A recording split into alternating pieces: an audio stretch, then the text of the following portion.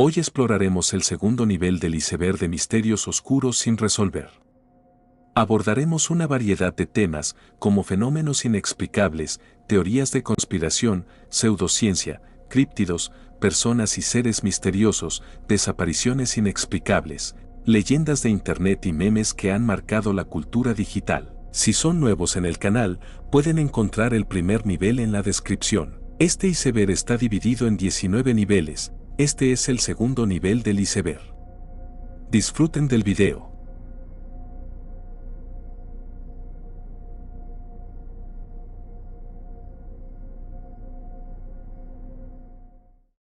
Esta entrada hace referencia a los sucesos ocurridos en Basilea. Un usuario público esta investigación, un misterioso fenómeno que ocurrió en 1566 en Basilea, Suiza. En ese año, en varias fechas, 27 y 28 de julio y 7 de agosto, los habitantes de Basilea vieron algo extraño en el cielo, especialmente durante el amanecer y atardecer. Describen que el sol perdió su brillo, se volvió del tamaño de la luna llena y en lugar de brillar, parecía sangrar, con un color rojo intenso. También se observó que la luna adquirió un tono rojizo. Además, vieron esferas negras moviéndose rápidamente por el cielo, que se describieron como si estuvieran en una especie de batalla o pelea. Estos eventos fueron presenciados por toda la población de la ciudad y sus alrededores. Lo más raro es que este fenómeno se repitió 3 veces, lo que hace que sea difícil descartar que algo realmente ocurrió.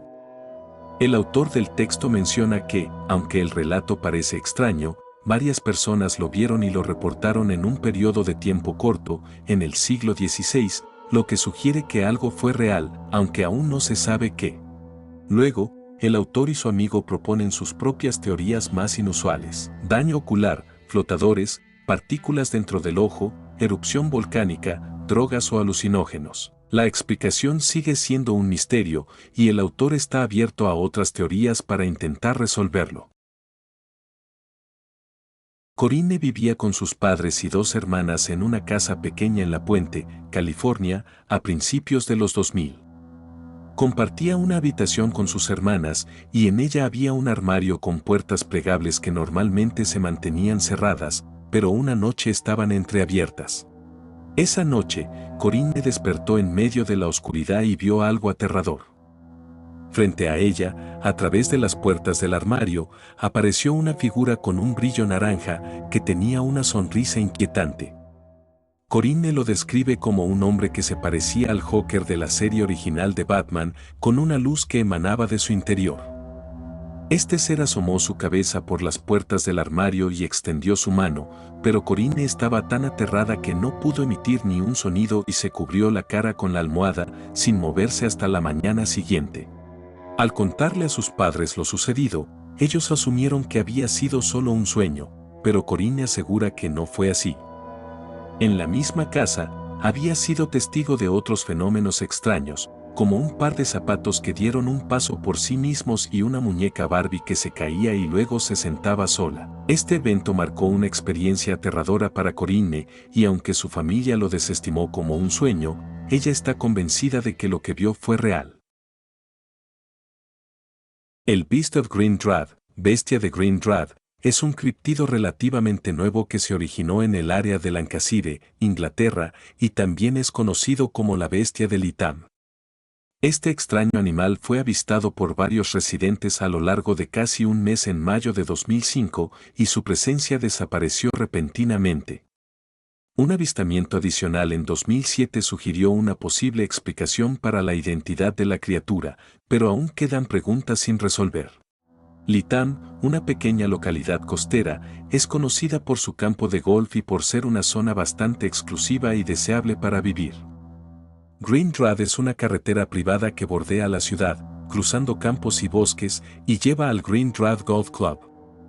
En 2005, se informó que este bosque denso era hogar de una extraña criatura que se describió como del tamaño de un border collie, con grandes orejas, pelaje pálido, una boca extrañamente grande y un peculiar caminar.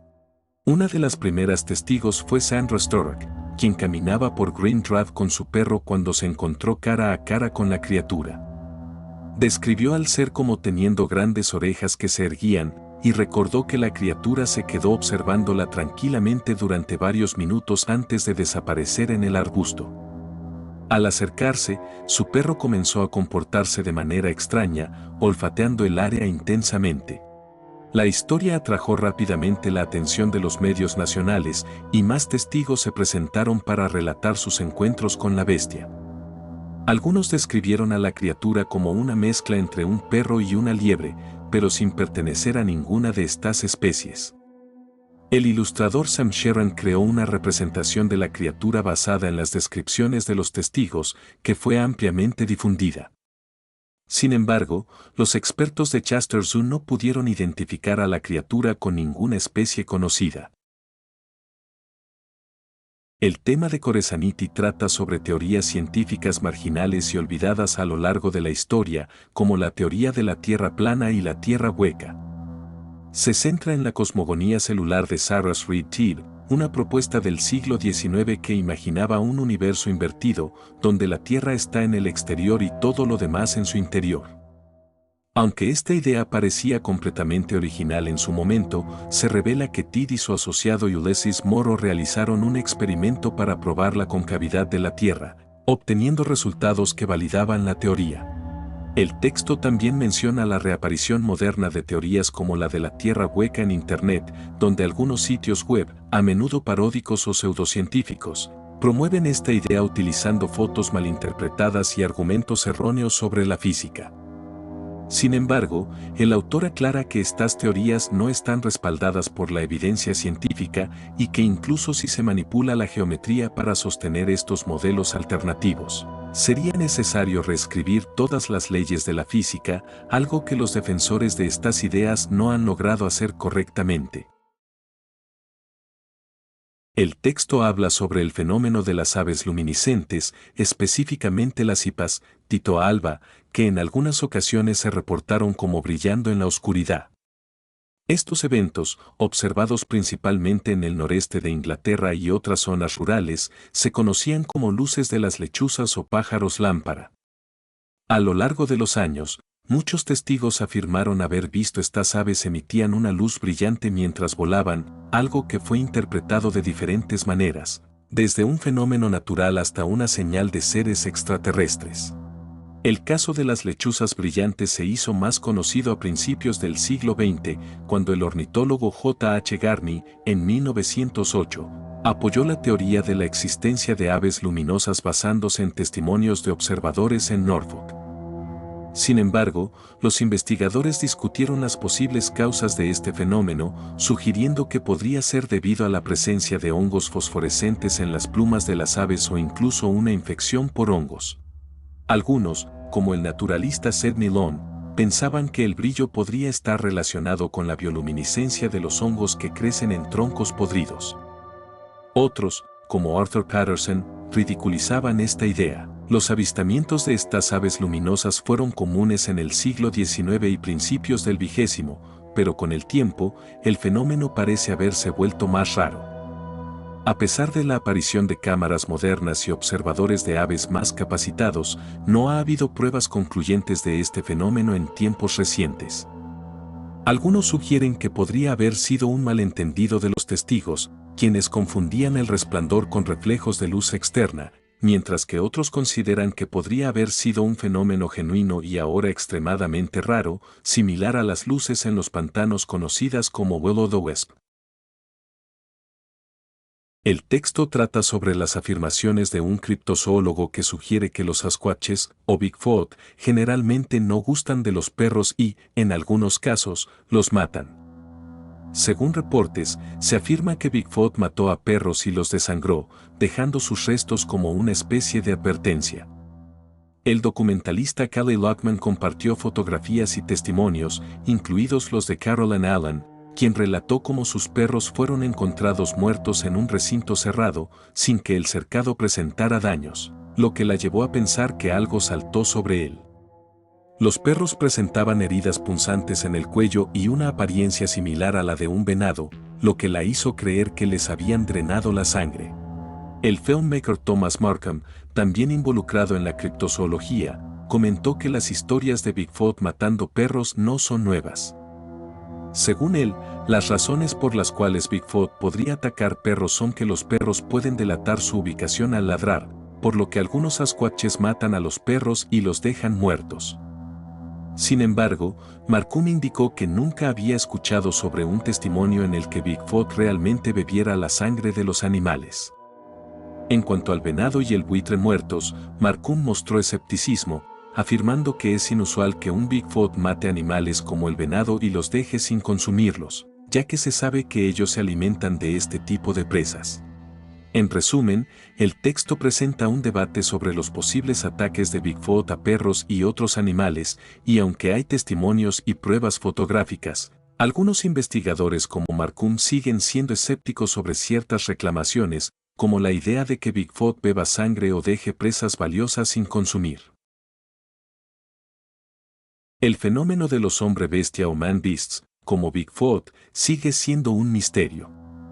Se han encontrado huellas grandes y similares a las humanas en áreas remotas, y más de 1000 personas en América del Norte han reportado avistamientos de criaturas grandes y peludas. Las teorías sobre su origen varían. Algunos sugieren que todos los avistamientos son fraudes, pero esto parece poco probable. Otros creen que las personas podrían estar malinterpretando animales conocidos o incluso que los avistamientos son alucinaciones, aunque esto no explica las huellas. También se plantea que los hombre-bestia podrían ser simios gigantes, como el Gigantopithecus, o sobrevivientes prehistóricos que se han mantenido ocultos. Otras teorías más especulativas incluyen la idea de que los hombre-bestias son fenómenos paranormales que podrían aparecer cuando ciertos tipos de energía, eléctrica, nuclear, psíquica, están presentes. Incluso se ha sugerido que podrían estar relacionados con ovnis, ya que ambos fenómenos a veces se observan juntos. Una posibilidad aún más remota es que los hombre-bestias sean hologramas proyectados desde el espacio por una inteligencia desconocida. Los investigadores no coinciden en una sola explicación y es probable que el término hombre-bestia abarque una amplia variedad de fenómenos que, por razones desconocidas, se presentan de forma similar. El misterio sigue siendo complejo y requiere más investigación antes de llegar a conclusiones definitivas. Los Cameraeats son entidades humanoides con cámaras implantadas en los nervios de sus ojos, lo que los convierte en sistemas de vigilancia ambulantes. Aunque su propósito sigue siendo desconocido, son conocidos principalmente como los antagonistas de una creepypasta que se perdió con el tiempo. Esta creepypasta se originó en 2009 y circuló en el /x/Anapedia Wiki de 4chan, un espacio dedicado a lo paranormal. Se cree que los Cameraeats acechan a sus víctimas de manera similar a Slenderman, con intenciones malignas vagas. Sin embargo, algunos relatos sugieren que los Cameraeats podrían ser humanos, actuando inconscientemente como cámaras de vigilancia, mientras que otros los describen como criaturas biomecánicas, con un rostro completamente formado por una cámara. Lo curioso es que, aunque la historia de los Cameraeats se supone que precede a Slenderman, no hay menciones de ellos antes de 2009. La creepypasta de los Cameraeats es considerada una de las primeras grandes narrativas de terror en Internet y se le ha comparado con historias como Smile Dog y Jack the Killer. En 2020, se descubrió un video en YouTube titulado Cameraeat, subido en 2009 por un usuario llamado Kotiakov. El video presenta principalmente estática, con una figura que aparece brevemente al final, llevando una máscara sonriente. Aunque el vínculo entre el video y la creepypasta no ha sido confirmado, se ha considerado una posible pieza del material original perdido. El relato original de la creepypasta gira en torno a un hombre que, mientras camina, encuentra una mochila rota con una cinta, una cámara rota y una carta que dice "Maté a un Cameraeat".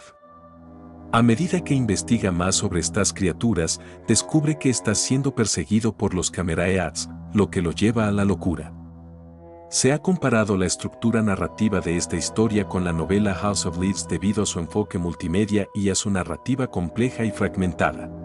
La historia de los Cameraeats se considera ahora media perdida, ya que la mayoría de los materiales relacionados, incluidos los posts originales y los videos, se han perdido. Aunque algunos usuarios han tratado de reconstruir la historia y los detalles de la creepypasta, la falta de acceso a los archivos completos ha hecho que el relato siga siendo una leyenda en Internet.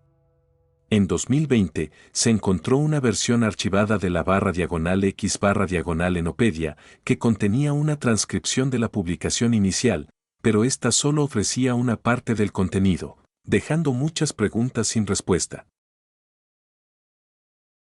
Keynes Jobon, uno de los rompecabezas literarios más difíciles del mundo, ha sido resuelto por solo tercera vez en casi un siglo. Creado en 1934 por Edward Powell Smathers, conocido como Torquemada, quien fue el primer inventor del crucigrama criptográfico del Observer, el rompecabezas consiste en un libro de 100 páginas impresas en un orden completamente aleatorio. El objetivo es reordenar las páginas correctamente para resolver un misterio de asesinato. La dificultad de la tarea es monumental, ya que las combinaciones posibles del orden de las páginas son un número extremadamente grande, con 158 dígitos. Masses afirmó que aunque ya no podía corregir el orden de las páginas, los lectores podían hacerlo por sí mismos si estaban dispuestos a enfrentar el desafío. En los años 30, solo 2 personas lograron resolverlo, Sidney Turner y Canary, quienes recibieron un premio de 25 libras. Después de que la solución se creyera perdida, el Lawrence Stone Trust recibió una copia del libro en 2017 y su curador, Patrick Wildgust, se dedicó a resolverlo. Al hacerlo, el rompecabezas fue reeditado en 2020 y se ofreció un premio de 1.000 libras a quien pudiera resolverlo en un año. Ian Finnemore, escritor de comedia británico, fue el único en resolverlo correctamente y describió la experiencia como el rompecabezas más difícil que jamás haya intentado. El proceso de Finnemore para resolverlo involucró varios meses de trabajo, buscando referencias literarias y haciendo pequeños ajustes. La solución de Finnemore fue confirmada por Will Gust, quien también había buscado respuestas en bibliotecas y a través de un extenso análisis literario. Sin embargo, tanto Will Gust como Finnemore han decidido mantener la solución en secreto para que futuras generaciones puedan disfrutar del rompecabezas. En 2016, una serie de avistamientos de payasos escalofriantes comenzaron a surgir en varias ciudades de Estados Unidos, lo que generó un gran pánico en la población. Los informes de payasos acechando a personas, sobre todo a niños, y en algunos casos intentando atraerlos hacia los bosques, se extendieron rápidamente gracias a las redes sociales. Las autoridades no pudieron encontrar evidencia concreta de los payasos, lo que dejó abierta la posibilidad de que se tratara de una broma, un engaño o incluso una estrategia de marketing. Una teoría popular es que estos avistamientos podrían haber sido parte de una campaña publicitaria para la película It 2017, cuyo personaje principal, Pennywise, un payaso aterrador, ya era un ícono del terror. La coincidencia temporal entre los avistamientos y el estreno de la película llevó a algunos a pensar que podría haber sido una estrategia publicitaria que salió mal. Sin embargo, no hay pruebas definitivas que respalden esta idea. Este fenómeno no fue algo completamente nuevo. Desde los años 80 se habían reportado casos de payasos fantasmales en varias partes de Estados Unidos, pero los eventos de 2016 adquirieron una magnitud mayor debido a la velocidad con la que se difundieron en las redes sociales. Los avistamientos generaron una reacción emocional intensa en la gente y algunos expertos señalaron que este tipo de fenómenos explotan el miedo irracional y la necesidad de respuestas a situaciones inquietantes. A pesar de las denuncias y arrestos de personas disfrazadas de payasos, algunos de los avistamientos resultaron ser bromas de personas comunes o incluso niños que querían asustar a otros. La viralización de estos eventos a través de plataformas como Facebook e Instagram hizo que el fenómeno creciera exponencialmente, alimentando el miedo colectivo. En algunos casos, las autoridades incluso tuvieron que intervenir para evitar situaciones peligrosas, ya que los ciudadanos, temerosos de los payasos, comenzaron a tomar la justicia por su cuenta.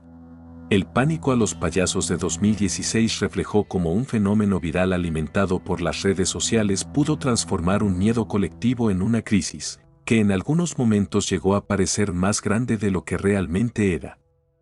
Aunque no se puede confirmar si fue una estrategia de marketing para IT, el incidente subraya cómo los miedos sociales y la viralización en línea pueden crear fenómenos masivos que escapan al control. La Cooper Family Photo es una fotografía en blanco y negro que, en su versión más popular, muestra a una familia de 4 personas, un hombre, una mujer y 2 niños. La imagen fue publicada por primera vez en Internet alrededor de 2011, aunque se desconoce su verdadero origen. Según algunas fuentes, la foto habría sido tomada a principios del siglo XX, pero la falta de contexto claro acerca de la familia o del lugar de la fotografía contribuye a la aura de misterio que la rodea. Lo que realmente distingue a la Cooper Family Photo de otras imágenes familiares antiguas es un detalle inquietante: en la esquina inferior derecha de la imagen se puede ver la figura difusa de una persona adicional, aparentemente flotando o desvaneciéndose. Esta figura es descrita como una figura humanoide o como una sombra, lo que ha dado lugar a numerosas interpretaciones sobre su naturaleza. Algunas teorías sugieren que esta figura podría ser un espíritu o una entidad paranormal que se cuela en la foto, lo que lleva a muchas personas a especular sobre fenómenos como viajes en el tiempo o entidades de otras dimensiones. El hecho de que no haya evidencia concreta sobre la autenticidad de la foto y que los detalles sobre la familia o el lugar de la imagen sigan siendo ambiguos, solo añade a su poder de atracción. La gente tiende a ser fascinada por los misterios no resueltos, y la Cooper Family Photo encarna todo lo que hace que un fenómeno paranormal sea cautivador: la posibilidad de lo inexplicable y el desconcierto de lo desconocido. En 1973, durante la construcción de un complejo residencial en Crafton, Maryland, se descubrió una red de túneles que causó gran asombro. Todo comenzó cuando una excavadora colapsó sobre el suelo, revelando una serie de túneles y cámaras a 25 pies de profundidad. Inicialmente, se especuló que podrían ser el trabajo de animales prehistóricos o incluso una especie desconocida de roedores gigantes, basándose en marcas extrañas encontradas en las paredes. La noticia del hallazgo llegó a oídos de Lawrence Lang y Eric Danner, quienes comenzaron a explorar los túneles, encontrando que eran mucho más extensos de lo que se había imaginado, pero sin encontrar una explicación clara. William Dawkins, un agricultor local y aficionado a la arqueología, se unió a la investigación y, junto con Lang y Dennard, trató de contactar a científicos expertos en la región para estudiar el hallazgo.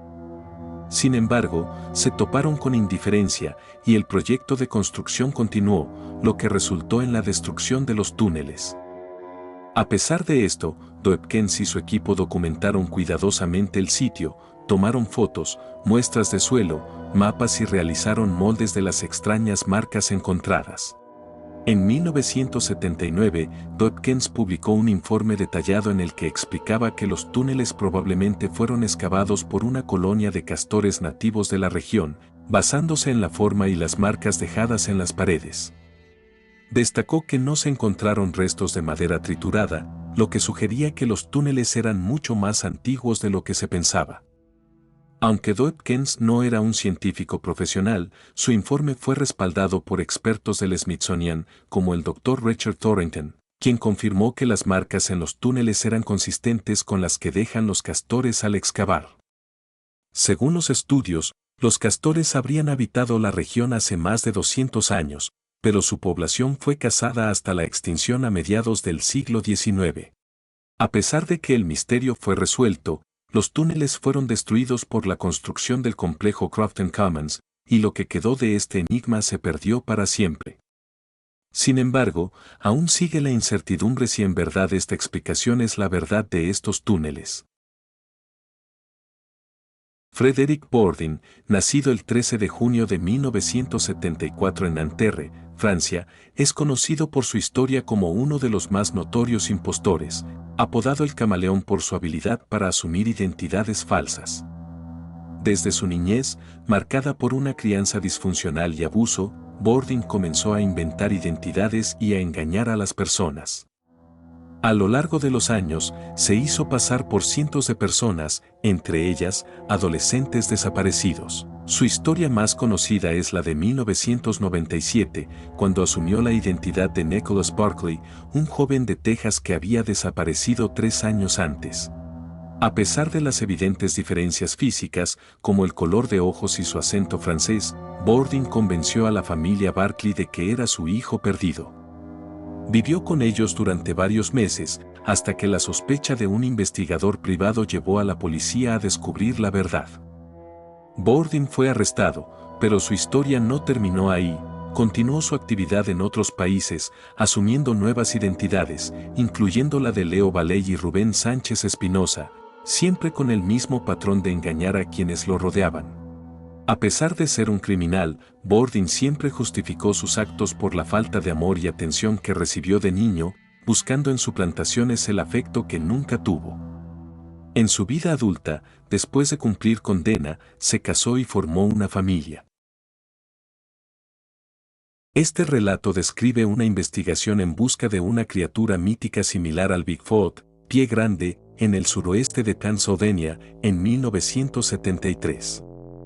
El narrador y su asistente se preparan meticulosamente para capturar imágenes y sonidos de los monstruos usando cámaras de cine, luces infrarrojas, micrófonos de largo alcance y equipo de defensa.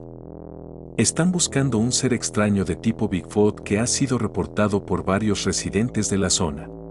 A lo largo de la noche, los investigadores observan el área alrededor de una mina de carbón cerrada, donde se cree que una criatura extraña ha sido responsable de accidentes en el pasado. Los avistamientos de estas criaturas con características inusuales, como garras en lugar de dedos humanos, se multiplican en la zona.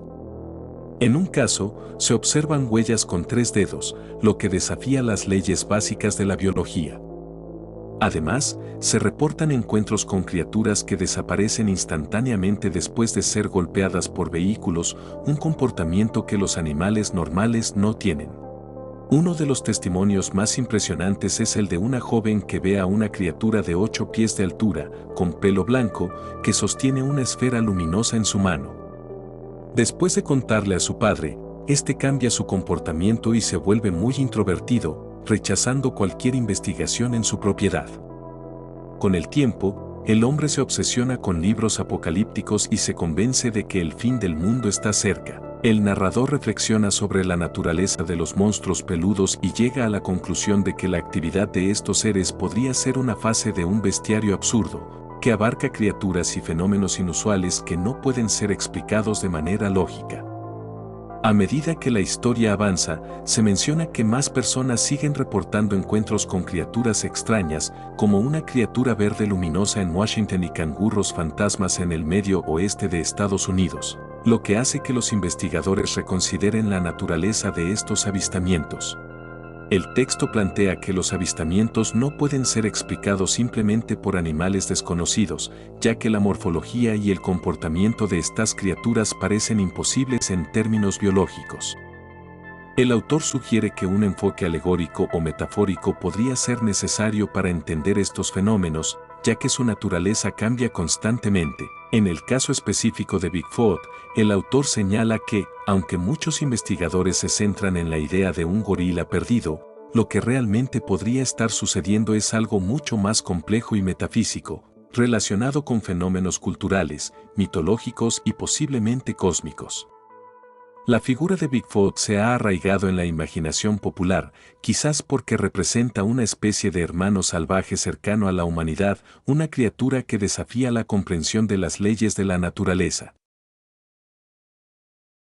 El Landrad es un motor propulsor de propulsión sin necesidad de propulsante, es decir, no utiliza combustible tradicional. Fue propuesto por el ingeniero británico Roger Shoeo en 2001. El Landrad funciona mediante la reflexión de microondas dentro de una cavidad cerrada que genera una pequeña cantidad de empuje en una dirección, a pesar de no seguir las leyes tradicionales de la física que dictan que todo motor debe expulsar masa, propulsante, para generar fuerza de empuje. La teoría detrás del Landrad es que las microondas, al reflejarse en una cavidad cónica, producen una asimetría en las ondas que genera una pequeña fuerza en una dirección específica. Esta fuerza, aunque extremadamente pequeña, se produce sin la expulsión de ningún tipo de masa, lo cual lo convierte en un concepto controvertido y revolucionario. En teoría, si fuera cierto, este motor permitiría un viaje espacial mucho más eficiente y rápido, pues no necesitaría propulsante, lo que podría reducir drásticamente los costos y las limitaciones de las misiones espaciales. Los científicos continúan investigando y debatiendo si se trata de un fenómeno genuino o simplemente un error experimental. Si los resultados se validan, podría revolucionar la propulsión espacial, pero hasta ahora sigue siendo un misterio sin una explicación científica sólida. En 1975, un hombre llamado Jackson Wright y su esposa Martha viajaban de New Jersey a Nueva York, atravesando el Lincoln Tunnel. Después de pasar por el túnel, Wright se detuvo para limpiar el parabrisas debido a la condensación. Su esposa se ofreció a limpiar la ventana trasera para que pudieran continuar con su viaje. Sin embargo, cuando Wright se dio vuelta, Martha había desaparecido sin dejar rastro. No hubo ruidos ni signos de algo fuera de lo normal, y una investigación posterior no pudo encontrar evidencia de ningún crimen. Martha Wright había desaparecido misteriosamente, sin que nadie pudiera explicar cómo o por qué. En 2018, se descubrió una estructura submarina misteriosa en el fondo del lago McDonald en Ontario, Canadá, que ha planteado interrogantes sobre una civilización perdida que pudo haber existido miles de años atrás. El hallazgo se realizó durante un proyecto submarino en el conocido Halliburton Forest and Wildlife Reserve, un lugar famoso por su enfoque en la conservación y educación ambiental. Al principio, los buceadores pensaron que se trataba de una formación geológica natural, pero más tarde descubrieron que la estructura era, en realidad, hecha por el ser humano. La estructura estaba a unos 12 metros de profundidad y consistía en una gran roca alargada de aproximadamente 453 kilogramos, descansando sobre 7 pequeñas piedras, todo ello colocado sobre una enorme losa de piedra. La disposición de las rocas, con su superficie casi completamente nivelada, sugirió que no podían haber sido formadas por procesos naturales como los glaciares. Un arqueólogo submarino que examinó el sitio encontró 3 cuñas entre las rocas, lo que indicaba intervención humana en su colocación. Este hallazgo plantea varias preguntas, como quiénes fueron los creadores de la estructura, por qué decidieron colocarla bajo el agua y qué otros vestigios podrían existir en la zona. En marzo de 2001, en Powys, Gales, un naturalista británico y sus colegas estaban investigando en una zona cercana a una cantera, luego de recibir un aviso de un lugareño sobre la aparición de algo extraño. Mientras estaban cerca de un bosque, observaron una entidad extraordinaria. Esta criatura medía aproximadamente alrededor 76 centímetros y tenía un cuerpo serpenteante, con 4 patas cortas. Su cabeza se asemejaba a la de un caballito de mar, y lo más sorprendente era que estaba volando, moviéndose en círculos a unos 3 metros sobre el suelo, en la superficie de la cantera. Aunque no vieron alas, la criatura tenía una cola larga que terminaba en fluctuaciones horizontales, similares a las de una ballena. La entidad era de color verde, brillante, pero sólida, no translúcida ni etérea. Los testigos observaron la criatura durante unos 3 a 4 minutos, desde una distancia de unos 15 metros, antes de que desapareciera en una de las numerosas grietas y cuevas de la cantera. El naturalista sintió que la criatura intentaba mantenerlos alejados, como si estuviera advirtiéndoles que no se acercaran más a su territorio. Este relato fue mencionado por el biólogo Carl Schucker, quien en su libro Extraordinary Animals Revisited también lo discute, asegurando que el naturalista que lo presenció estaba convencido de que la criatura no era una ilusión óptica ni un modelo, sino que realmente estaba viva. A pesar de lo extraño de la aparición, el naturalista sintió que este encuentro fue tan inquietante que lo dejó helado. Lo que resulta interesante es que este relato moderno tiene una sorprendente similitud con historias históricas. La folclorista Mary Trevelyan entrevistó a ancianos del área de Glamorgan en el siglo XIX, quienes recordaban relatos de su juventud sobre una raza de serpientes aladas que vivían en el bosque alrededor del castillo Pengine. Estas serpientes se describían con cabezas crestas y alas emplumadas, de colores brillantes, como si estuvieran cubiertas de joyas. Aunque descansaban enrolladas en el suelo, atacaban a los intrusos al lanzarse en picada, matando ganado pequeño y causando temor en las granjas. Eran conocidas como las terribles de los gallineros y cobertizos, y muchas fueron abatidas para proteger el ganado. La similitud entre las historias modernas y las antiguas es notable, especialmente la descripción de criaturas brillantes y la acción de atacar a los intrusos lanzándose en picada. Esto plantea una pregunta intrigante: ¿es posible que exista alguna criatura similar a una serpiente voladora en Gales, cuya existencia haya originado las historias de dragones en la región? En una historia peculiar ocurrió en el año de 1883, en Florida, Alabama y Mississippi, tres hombres llamados F. Rosengay, Alan M. Vandal y Edward P. Strong estaban inspeccionando tierras para un proyecto de compra de vastas áreas de bosques y la creación de un sistema de aserraderos, con el fin de abastecer de madera a México. Durante su viaje, llegaron a la zona entre las parroquias de St. Tammany y Washington en Luisiana, donde escucharon rumores sobre una familia extraña que vivía en los bosques, una madre y tres criaturas mitad humanas, mitad animales. En su recorrido, mientras inspeccionaban la tierra, Vandal, que se había cansado de montar, pidió a los demás que lo siguieran a pie. Mientras caminaban, Vandal les pidió que ataran sus caballos y lo siguieran. Pronto, escucharon unas risas extrañas y, al acercarse, vieron algo increíble. En un claro, encontraron a una mujer de unos 60 años, vestida solo con harapos, observando a tres seres extraños. Estos seres tenían cabezas humanas, pero su boca y nariz se asemejaban más a las de un oso. De la cintura hacia abajo, sus cuerpos eran como los de un oso, cubiertos con pelo negro y largo, y sus pies también tenían garras. Los tres seres jugaban y se movían con una combinación de bipedismo y cuadrupedia, emitiendo risas grotescas. Aterrados, los hombres se ocultaron y observaron durante un tiempo. Sin embargo, uno de ellos, Strong, accidentalmente hizo ruido al cambiar de posición, lo que alertó a la mujer y a las criaturas.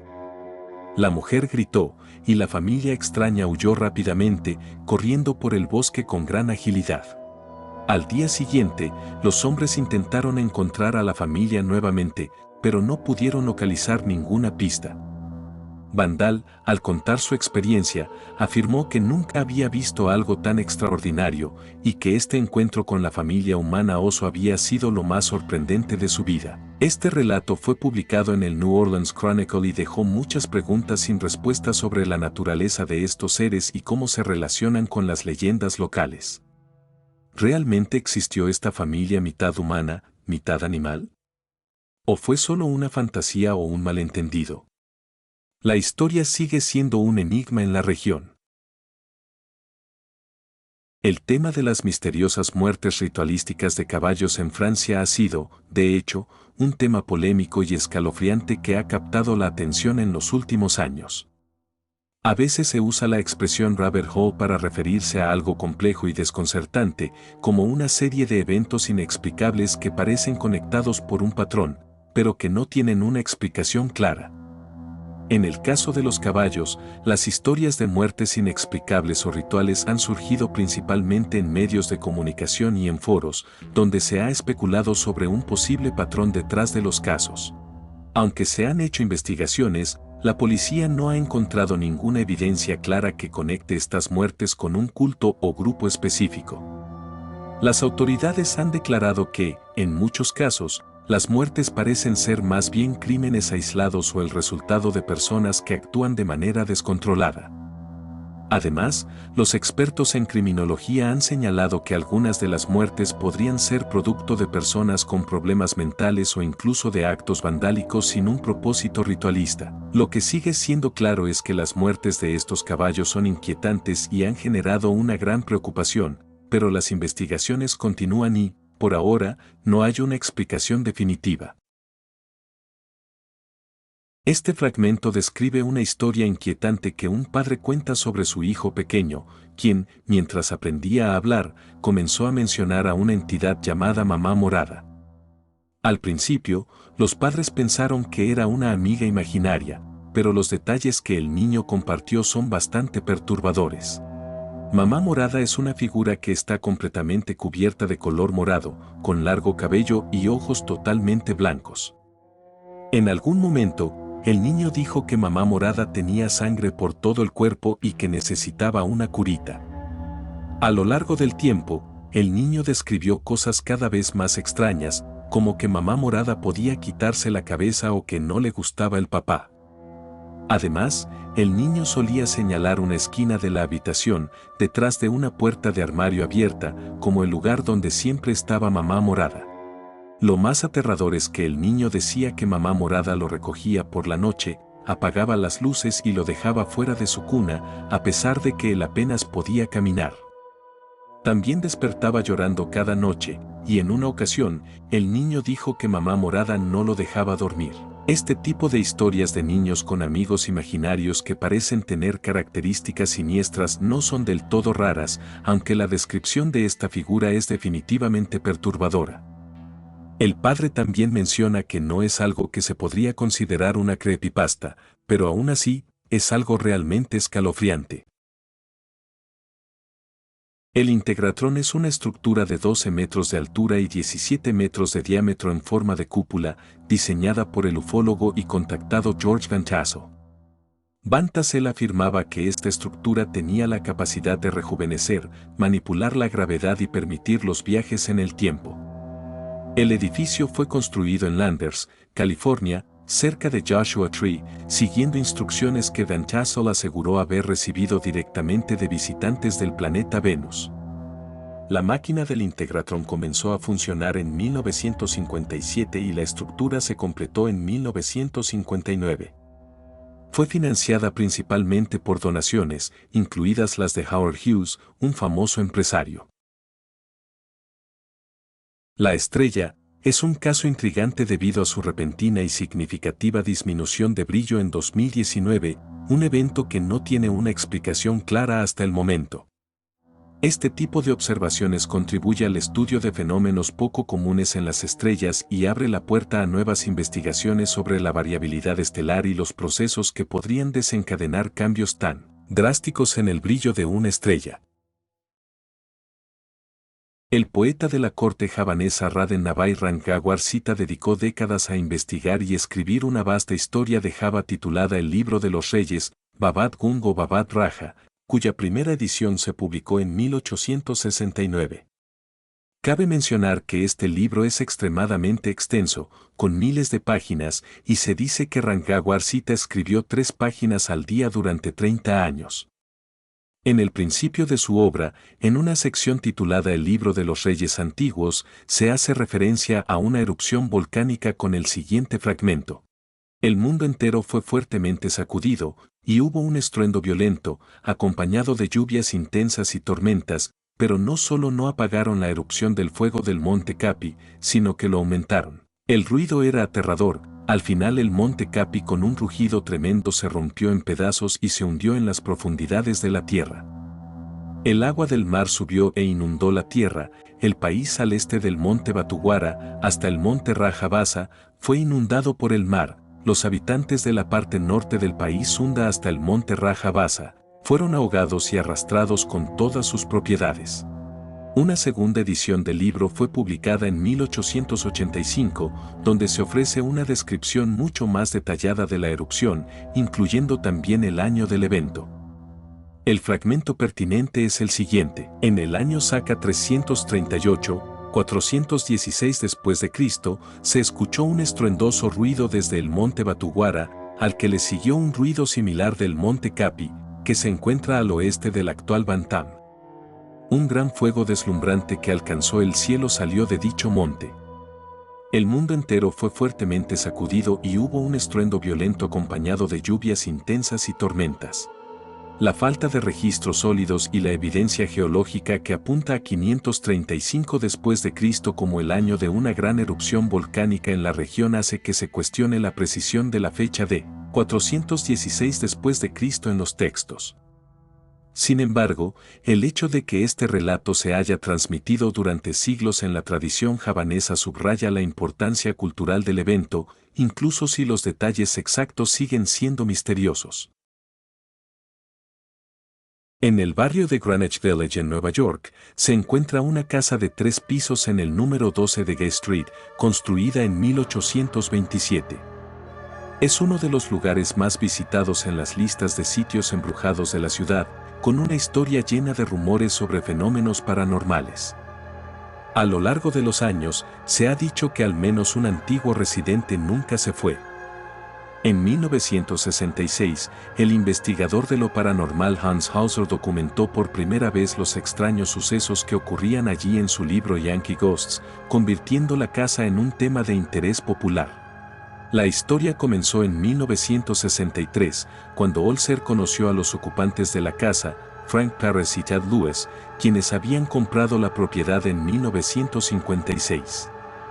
Según Paris, varios fenómenos extraños ocurrían en el hogar, como el repentino olor a violetas que solo él y su perro podían percibir, mientras que su compañero, Lewis, no lo notaba. Además, escuchaban ruidos de pasos subiendo y bajando las escaleras durante la noche, aunque nunca encontraban explicación. Un día, cuando estuvieron ausentes, un invitado preguntó sobre las personas que escuchó caminar por las escaleras, creyendo que provenían de la casa vecina, pero al parecer no había nadie. El fenómeno más extraño ocurrió cuando Alice Mahall, una amiga de los ocupantes, vio a un hombre vestido con ropa de noche y una capa invernés en la entrada del salón, mientras estaba en la casa en febrero de 1963. Al contarle a Paris lo que había visto, él no le creyó, pero una semana después, a la madrugada, también vio al hombre en las mismas condiciones. El perro, como en el primer caso, fue hacia él como si lo conociera. Holzer también trajo a Barry Ritter, una psíquica, para que caminara por la casa y captara sus impresiones. Ritter, sin saber nada de la historia de la casa, empezó a percibir presencias extrañas, mencionando un crimen cometido en el lugar, la presencia de una mujer decapitada y huesos enterrados en la propiedad. Además, habló sobre un hombre llamado Min y mencionó a Mary Allen, quien había sido la propietaria anterior, aunque Holzer descubrió que ella había sido una corredora de bienes raíces, y también se enteró de que el exalcalde de Nueva York, Jimmy Walker, había sido dueño de la casa. La historia dio un giro aún más extraño en 1975, cuando el escritor Walter Gibson, creador del personaje de The Shadow, mencionó en una entrevista que había vivido en esa misma casa en los años 30 y que allí había escrito su última novela del personaje. Gibson, quien no creía en fantasmas pero sí en poderes psíquicos, sugirió que el fantasma descrito por Holzer no era un espíritu, sino una proyección psíquica de Lamont Cranston, el alter ego de The Shadow. Según Gibson, la figura que se veía era un deslizamiento psíquico de su propio personaje y no un fantasma en el sentido tradicional. Esta explicación fue incluida en la entrevista publicada en 1976. En los años siguientes, el concepto de una proyección psíquica o tulpa, una entidad creada por el poder del pensamiento, se popularizó, especialmente después de que John Keel, conocido por su libro The Mothman Prophecies, mencionara la casa en su obra. Sin embargo, Keel cometió un error al interpretar que Gibson había dicho que el fantasma era la figura de The Shadow, cuando en realidad se refería a Lamont Cranston. Keel también introdujo el concepto de los tulpas como explicación del fenómeno, sugiriendo que el fantasma era una creación psíquica de Gibson. Aunque las investigaciones originales de Holzer se limitaron a su visita en 1963, la historia de la casa de Gay Street continuó siendo divulgada por años. En 2009, cuando la casa se puso a la venta, varios sitios web recordaron el supuesto fantasma, pero sin mencionar que los reportes originales databan de más de 40 años antes. Este relato describe un supuesto encuentro con un ovni frente a un barco pesquero en el mar, cerca de la costa de Galicia, España. En este incidente, los pescadores observaron un ovni que se sumergió en el agua, transformándose en un objeto submarino no identificado, mientras 2 aviones de la Fuerza Aérea Española volaban cerca, aparentemente persiguiéndolo. La situación se volvió más tensa cuando un helicóptero sobrevoló el barco y, mediante un altavoz, ordenó a los pescadores que se alejaran del área sin ofrecer más explicaciones, lo que generó una sensación de amenaza y misterio. El incidente se ha convertido en un mito, alimentado por la falta de evidencia pública y por las declaraciones de que los satélites y los radares no detectaron el ovni, lo que algunos interpretan como parte de un encubrimiento. A pesar de que el suceso ocurrió hace años, la historia sigue siendo relevante en el ámbito de los fenómenos ovni debido a la persecución militar del objeto y la especulación sobre encubrimientos gubernamentales, lo que aumenta el misterio alrededor del caso.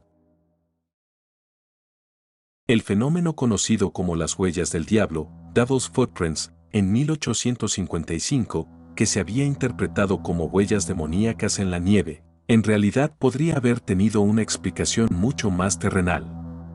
Según una carta escrita por el reverendo G. M. Musgrave a la revista Illustrated London News en marzo de 1855, se había difundido un rumor de que un par de canguros se habían escapado de un menagerie privado en Seamouse, propiedad de un tal M.R. Fiske. Sin embargo, nunca se verificó si los canguros realmente se habían escapado ni cómo habían cruzado el estuario de Exe, una tarea que parecía improbable. Musgrave, en su carta, confesó que él mismo había inventado la historia sobre los canguros para distraer a sus feligreses del miedo generalizado que había causado la creencia de que las huellas eran obra del diablo. En su carta, Musgrave explicó que utilizó la historia del canguro para calmar el temor de los aldeanos, quienes estaban aterrados de salir después del atardecer, convencidos de que las huellas eran de origen demoníaco. Según Musgrave, la invención de la historia del canguro fue una manera astuta de desviar la atención de las supersticiones y las ideas negativas que se habían apoderado de la comunidad. Al final, su relato tuvo éxito en disipar el temor de los aldeanos y darle una explicación más racional al misterioso fenómeno. Esta entrada cuenta la siguiente historia. Hace algunos años, un tío mío falleció. Era una persona muy conocida en la zona y tenía muchos amigos. Como era de esperarse, la capilla donde se celebraba el funeral estaba bastante llena. La capilla tenía varias secciones de vidrio grandes en la parte trasera, donde la gente podía ver el servicio cuando el área de asientos estaba llena. Yo estaba sentado cerca del frente con otros familiares de mi difunto tío. Empecé a notar que varias personas miraban hacia la parte trasera de la capilla y algunas tenían expresiones de asombro en sus rostros. Cuando me giré para ver, tuve una sensación extraña. Allí, del otro lado del vidrio, había un hombre que podría haber sido el hermano gemelo de mi tío. Tenía el mismo tamaño, la misma forma de cara, el mismo corte de cabello, las mismas gafas, todo igual. Nadie en la capilla sabía quién era este misterioso hombre. Cuando terminó el servicio, todos los familiares fuimos hacia él con muchas preguntas. Al final descubrimos que este hombre había tomado café con mi tío durante años en un restaurante en el camino al trabajo, y nos dijo que incluso la gente en el café pensaba que eran gemelos durante mucho tiempo. Esta explicación aclara quién era este hombre misterioso, pero para que esto ocurriera en un funeral fue una experiencia realmente escalofriante. Lo he visto algunas veces desde entonces, y aún me provoca una sensación extraña. La investigación sobre el corredor que empujó a una mujer al paso de un autobús en Putney Bridge, Londres, fue cerrada por la policía después de que se agotaran todas las líneas de investigación. El incidente ocurrió cuando la víctima, que sufrió heridas leves, fue empujada hacia la vía del autobús, pero el conductor logró evitar el atropello al esquivarla. El video del suceso generó indignación y llevó a la detención errónea de un hombre que tenía pruebas de estar en Estados Unidos en ese momento. Tras investigar a más de 50 personas y revisar el caso exhaustivamente, la policía no logró identificar al corredor y cerró el caso. Sin embargo, se indicó que si aparece nueva información, se investigará nuevamente. Stanisław Sukalski fue un artista polaco que destacó por su estilo único, fusionando influencias de culturas antiguas con el modernismo europeo. Fue considerado uno de los más grandes artistas polacos de su tiempo, especialmente en la década de 1920. Su arte se caracterizó por esculturas impactantes y teorías excéntricas, como su concepto de sarmatismo, según el cual la humanidad derivaba de la isla de Pascua y los pueblos antiguos tenían orígenes polacos. A lo largo de su vida, Sukalski alternó entre Polonia y Estados Unidos, contribuyendo significativamente al mundo del arte, aunque también sufrió dificultades económicas y personales. En la Segunda Guerra Mundial, perdió gran parte de su obra debido a los bombardeos alemanes. Luego se mudó a California, donde continuó trabajando en proyectos, pero nunca alcanzó el reconocimiento masivo. A pesar de las controversias y la falta de respaldo científico a sus teorías, Sukalski ha mantenido una base de seguidores, en gran parte debido a la estética de su trabajo. Su legado ha sido preservado, y figuras como Leonardo DiCaprio han ayudado a mantener vivo su nombre. Hoy en día, su arte sigue expuesto en museos y su obra se estudia tanto por su contenido como por sus inquietantes teorías sobre la historia humana. El caso del Howard Stern Serial Killer Caller se refiere a una llamada telefónica que tuvo lugar el 13 de agosto de 1997 durante el programa de radio de Howard Stern, uno de los presentadores más controvertidos y populares de la radio estadounidense en ese momento. En esta llamada, un hombre que se identificó como Cla afirmó ser un asesino en serie que había matado a varias prostitutas. El hombre comenzó la conversación de manera muy casual, hablando sobre su aparente satisfacción al matar, mientras describía con detalles espeluznantes cómo cometía sus crímenes. Cla reveló que había matado a 12 mujeres hasta ese momento y explicó que lo hacía principalmente por la sensación de poder que experimentaba al ejecutar los asesinatos. Mencionó que utilizaba diferentes métodos, como el estrangulamiento y el uso de un martillo. Lo que hizo que la llamada fuera aún más perturbadora fue la falta de remordimiento del hombre. Howard Stern, conocido por su estilo provocador y polémico, trató de llevar la conversación hacia una dirección más seria y psicológica. Cla se mostró distendido e incluso llegó a hacer bromas, lo que generó una atmósfera aún más inquietante. A pesar de que sus confesiones eran horribles, él se mostró bastante tranquilo, lo que dejó claro que se trataba de una persona completamente desconectada de la realidad y con una mentalidad peligrosa. Uno de los aspectos más impactantes de la llamada fue que Cla nunca fue identificado con certeza. No se sabía si realmente estaba cometiendo esos crímenes o si simplemente era alguien que quería llamar la atención o jugar con el programa. Sin embargo, lo que inquietó aún más a muchos oyentes y a los investigadores es que, a pesar de sus detalles, no hubo pruebas concretas que confirmaran si las confesiones eran ciertas. La llamada generó una gran cantidad de especulaciones. Algunos se preguntaron si Howard Stern debería haber reportado inmediatamente la llamada a las autoridades, mientras que otros consideraron que, dado el estilo de Stern de manejar temas controvertidos, no era algo fuera de lo común para su programa. Después de la llamada, nunca se presentó evidencia que vinculara a Cla con los crímenes que mencionó. Es posible que la llamada fuera una broma macabra, pero también hay quienes creen que podría haber sido un verdadero asesino en serie, al que las autoridades nunca lograron rastrear. De hecho, algunos sugieren que pudo haber sido una estrategia para confundir a la policía o simplemente una fantasía de un individuo perturbado que usaba el anonimato para llamar la atención. En la ciudad de Amarillo, Texas, ocurrió un suceso extraño que ha generado gran curiosidad. El 21 de mayo, alrededor de la 1:25 de la mañana, las cámaras de seguridad del zoológico de Amarillo captaron una imagen misteriosa. La imagen mostraba una figura que no podía ser fácilmente identificada, lo que desató una serie de especulaciones. La ciudad de Amarillo se encargó de difundir el misterio y pidió la ayuda de la comunidad para resolverlo. La figura captada por las cámaras fue descrita de diferentes maneras, incluyendo un individuo con un sombrero extraño que podría estar paseando por la noche, un coyote caminando sobre sus patas traseras o incluso un chupacabras, una criatura mítica popular en la cultura latinoamericana. Dado que la ciudad no tenía una explicación clara sobre lo sucedido, decidieron llamarlo un objeto no identificado de amarillo, UAO, por sus siglas en inglés. Sin embargo, se aclaró que no hubo signos de actividad criminal o vandalismo y que la entidad observada estaba fuera del zoológico, sin ningún intento de ingresar al recinto ni de dañar a animales o personas.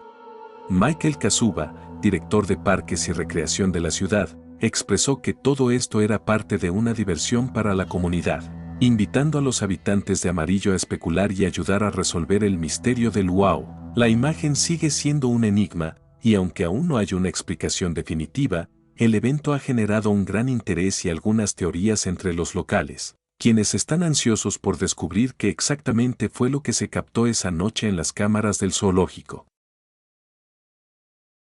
Un nuevo libro titulado The Brimstone Deceit del autor especializado en lo esotérico Joshua Cutchin explora un tema poco tratado dentro del mundo paranormal, los olores sobrenaturales.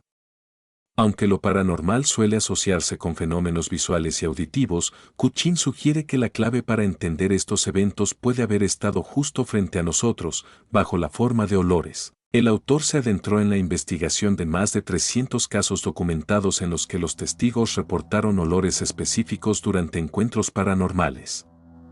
Además, también se examinó miles de casos adicionales donde los olores fueron mencionados, pero no se consideraron lo suficientemente significativos para ser detallados por los testigos.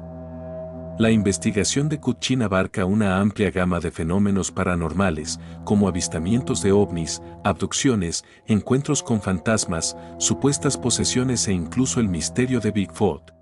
Uno de los hallazgos más sorprendentes de Cutchin fue la frecuente presencia del olor a azufre, brimstone, que se repitió en múltiples relatos, independientemente del tipo de fenómeno paranormal.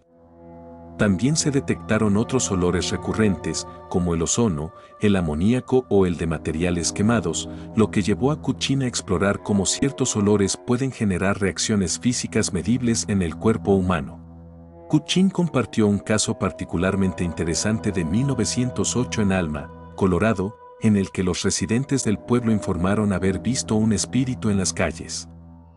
Sin embargo, las descripciones del espíritu y su olor fueron completamente opuestas. Algunos decían que era una mujer hermosa vestida de blanco que olía a rosas y violetas, mientras que otros lo compararon con un enorme elefante que olía a azufre y brimstone, además de disparar llamas desde su trompa.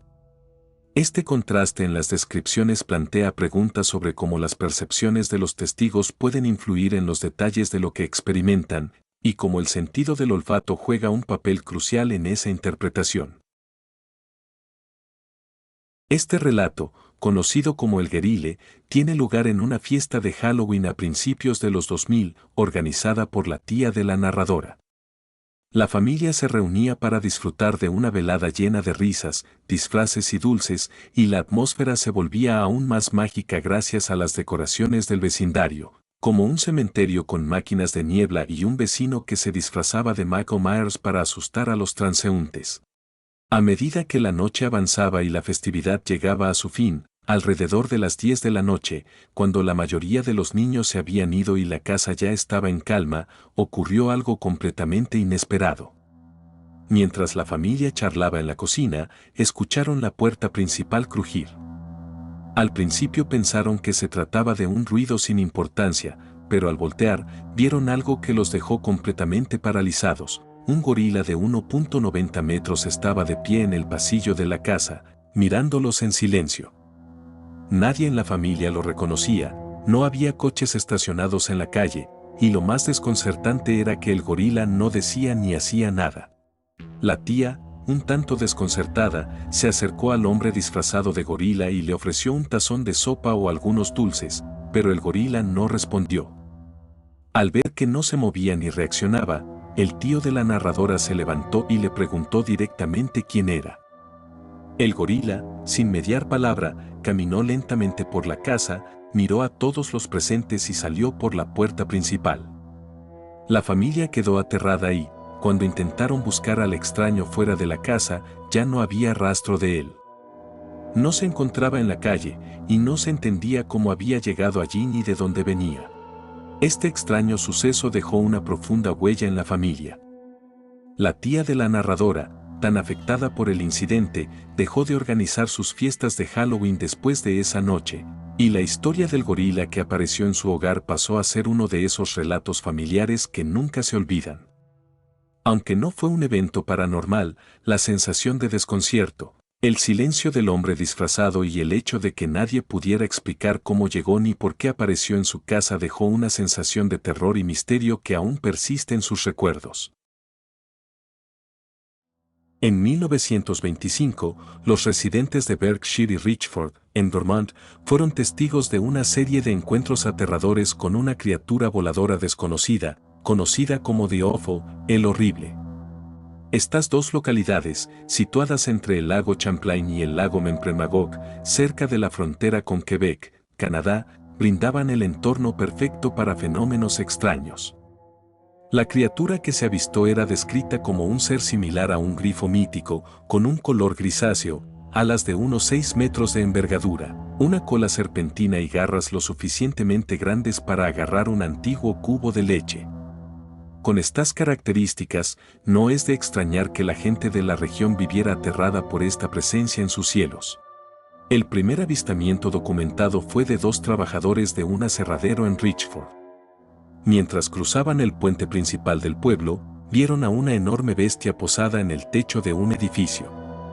Uno de los hombres se asustó tanto que sufrió un ataque al corazón inducido por el miedo, aunque se recuperó por completo. Sin embargo, durante semanas, comenzó a tener pesadillas con la criatura y aterraba a su familia con sus gritos en la noche. A medida que avanzaba el año, más y más residentes reportaron haber visto a The Awful. Muchos lo describieron volando sobre los campos o aterrizando en los techos de las casas. Una de las historias más impactantes fue la de Ola Hopkins, una mujer de granja que estaba colgando la ropa cuando el perro de la familia comenzó a ladrar furiosamente. Al mirar hacia donde el perro estaba mirando, vio a la criatura posada en el techo de su casa, mirándola fijamente. Ella, aterrada, corrió dentro de la casa y se escondió bajo su cama durante horas. Para finales de 1925, los avistamientos comenzaron a disminuir y para 1928 se dieron por terminados. Sin embargo, algunos habitantes locales han reportado haber visto a la criatura esporádicamente desde entonces. Lisa Maskell, una residente de Montgomery, afirmó haber visto la criatura cerca del río Trout cuando era niña. Más tarde, al ver una representación artística de un pterodáctilo, pensó que se parecía a The Awful. Incluso en 2006, algunos informes sugerían que la criatura pudo haber regresado a la región con nuevos avistamientos. Lo curioso de The Awful es que, a pesar de su apariencia aterradora, nunca se reportó que atacara a las personas. Su presencia parecía más bien observadora, aunque hubo un informe en el que se describió a la criatura volando sobre el campo de Berkshire, cerca de Lost Nation Road, con lo que parecía un bebé o un pequeño animal en sus garras. The Awful sigue siendo un misterio sin resolver, pero la historia de esta criatura voladora continúa siendo una leyenda temida por los habitantes de Vermont. El equipo del rover U-2 está planeando acercarse y observar de cerca un extraño objeto en forma de cubo que ha descubierto a lo lejos. El rover, que ha estado explorando el lado opuesto de la Luna desde principios de 2019 como parte de la misión Chang'e-4 de China, ha llamado la atención con este curioso hallazgo. Andrew Jones, un periodista que cubre el programa espacial chino para Space News y Space.com, destacó una actualización reciente sobre el rover a través de una serie de tweets el viernes. El objeto en forma de cubo ha sido apodado Casa Misteriosa. Sin embargo, al igual que cuando el U-2 descubrió una sustancia parecida a un gel en un cráter en 2019, es importante no emocionarse demasiado por la posibilidad de que sea una señal de vida extraterrestre. En ese caso, la sustancia resultó ser una roca con aspecto vítreo. Y, por supuesto, no hay monolitos de Stanley Kubrick en la Luna, ni esculturas metálicas enviadas desde la Tierra. La vista del U-2 del cubo es borrosa y distante, por lo que se espera que la naturaleza real del objeto se aclare a medida que el rover se acerque.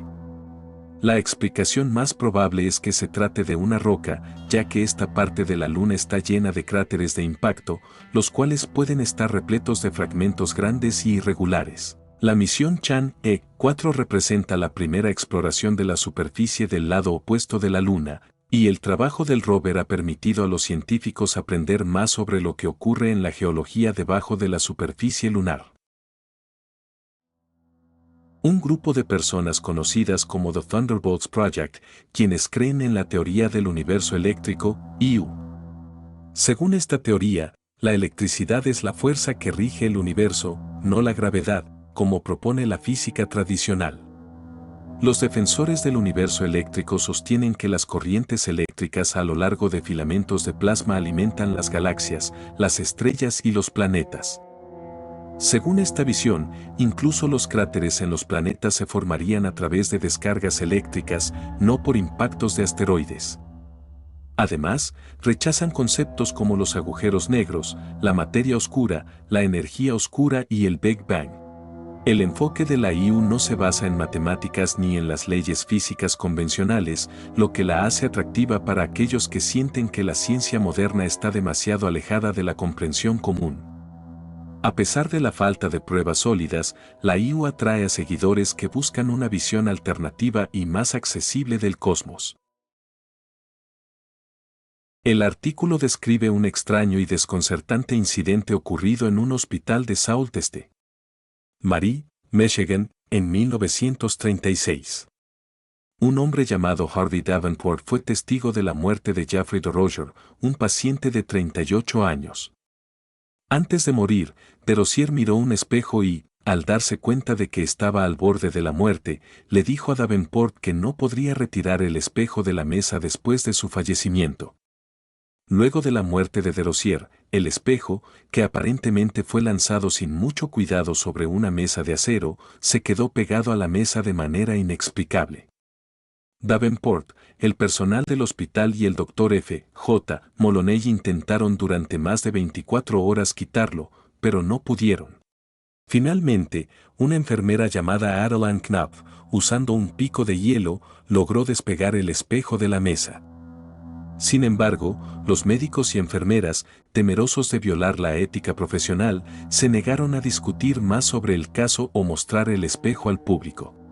Varios testigos presenciales, incluido Louis Deschenaux, un anciano ciudadano de Brimley, narraron los últimos momentos de DeRosier.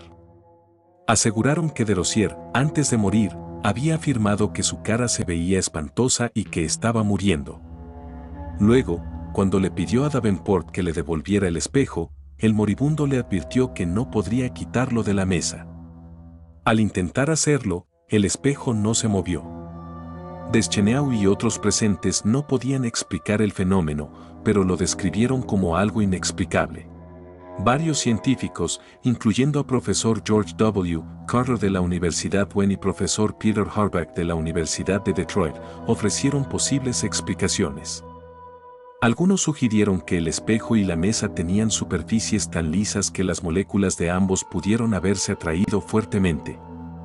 Otros, como el Dr. Albert M. Barrett, propusieron que hipnosis podría haber sido la causa. El paciente moribundo habría influenciado a Davenport a través de una sugerencia hipnótica, haciéndole creer que no podía mover el espejo. Finalmente, el artículo concluye con una observación humorística sobre lo que pudo haber sucedido con Davenport. Probablemente le tomó mucho tiempo antes de que se atreviera a mirarse en un espejo nuevamente. En 1988, el empresario y explorador suizo Gregor Sporri descubrió un enorme dedo en una pirámide situada a unos 100 kilómetros al noreste de El Cairo, Egipto. Según Sporri, el dedo estaba envuelto en harapos viejos y tenía un color marrón oscuro. Sporri compartió que, tras el hallazgo, le permitieron tomarlo en sus manos y fotografiarlo, pero le fue prohibido llevarlo para realizar más estudios. Sporri afirma que el dueño del dedo era un ladrón de tumbas que lo había adquirido mientras buscaba en un dedo no especificado en Egipto. Un científico se mostró interesado en comprar el dedo y ofreció una buena suma, pero el dueño rechazó la oferta. Según los investigadores, el dedo probablemente pertenecía a una criatura que medía más de 5 metros de altura. pocos afortunados lograron tomar fotos del artefacto. En una entrevista con Bill D. Sporri explicó que el paquete en el que se encontraba el dedo tenía un olor a humedad y estaba cubierto de moho seco. A su lado, colocaron una factura para comparar su tamaño, y se observó que el dedo estaba doblado y partido. A pesar de sus esfuerzos por mostrar las fotos a científicos, estos no le tomaron en serio ni creyeron en la autenticidad del hallazgo. En 2009, Sporri regresó al lugar donde había encontrado el dedo para proporcionar a los investigadores el original, pero no pudo encontrar a las personas locales que lo acompañaron en su expedición. Además, el anciano que le permitió tomar las fotos había desaparecido, llevándose consigo todos los rastros del misterioso dedo. La autenticidad del dedo sigue siendo incierta. En el libro OASPE, los soul shapes son una de las muchas ideas que exploran la vida después de la muerte y el destino de las almas. Este concepto se relaciona con las creencias espirituales y esotéricas que estaban en boga durante el siglo XIX, influenciadas por el espiritismo y la teosofía.